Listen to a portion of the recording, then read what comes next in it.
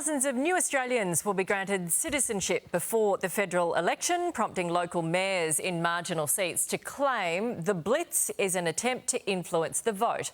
It's been reported that the Home Affairs Department will host 25 pre-election ceremonies before March 4, giving citizenship to as many as 12,500 people, and a high proportion of them are living in Western Sydney. For their take, let's bring in Education Minister Clare and Deputy Opposition Leader Sussan. Good morning. Jason, citizenship ceremonies are usually organised by local councils. Are you guys doing a blitz in the marginal seats of Western Sydney to shore up those seats before the election? Well, this is dealing with a backlog. All of these people sat the test and passed all the security checks here. Some people have been waiting for as long as 9 months to get the opportunity to swear allegiance to Australia. There's some councils where there's as many as 700 people that have been waiting for months to swear that allegiance, and that helps to deal with that. You can imagine people going, oh, look at the time though. Gee, we're 2 minutes before an election and they're marginal seats. I don't know how people are going to vote. You know, it's a free country. People can vote for whoever they want to. The irony, though, in all of this is 4 weeks ago the Liberal Party was saying that there's not enough citizenship ceremonies. Remember all of that with Australia Day? Now apparently there's too much. Sussan, let's go to you. Peter Dutton has now wrongly said that some of these people are Gazans who fled after the Hamas attack, which is 2023. Non-nationals can't actually apply for citizenship unless they have been lawful residents for 4 years. They can't even apply. Why did Mr Dutton make these claims?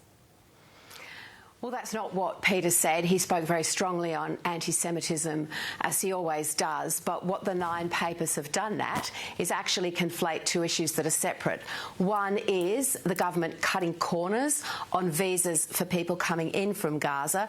That needs to be called out and questions need to be asked. Separately, the issue that you've just raised of 12,500 rushed citizenship ceremonies in Western Sydney. Now, those 2 issues are separate. Peter raised concerns about both. The 9 papers got it wrong. I do hope they correct their story today. I'm sure they will.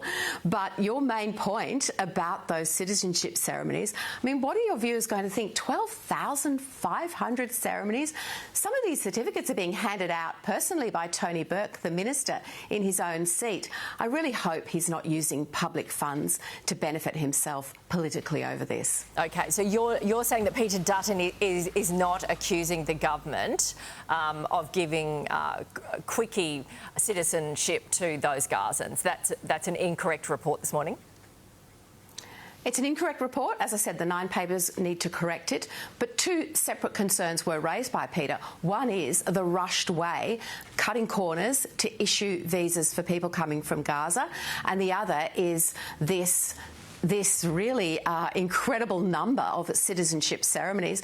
It's been raised by the local mayors, as you said, Nat. Now, they're usually intimately involved in these ceremonies. They're at them all the time. If they're raising concerns, I think those concerns are valid. Well, and it's just weeks out from an election. Now, next week we have Senate estimates and we'll be pursuing these issues there. OK, just a quick response on this and then we'll get to something else. All of these security checks were done last year. You know, if you want to be the Prime Minister of Australia, you've got to check your facts before you open your gob. You know, we've all got mates who just make stuff up.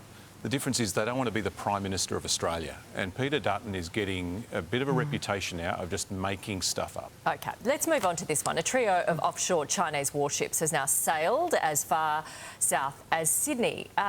Is this true that it's the furthest the Chinese Navy's ever sailed down our east coast, Jason? And should we be concerned? I'm not sure about that. The same sort of thing, I think, happened in 2021. I remember Scott Morrison, when he was the Prime Minister of Australia, said that Chinese vessel had a legal right to be there, just like we've got a legal right to be in the South China Sea, but we've also got a legal right to monitor them and, you know, check up what they're doing there.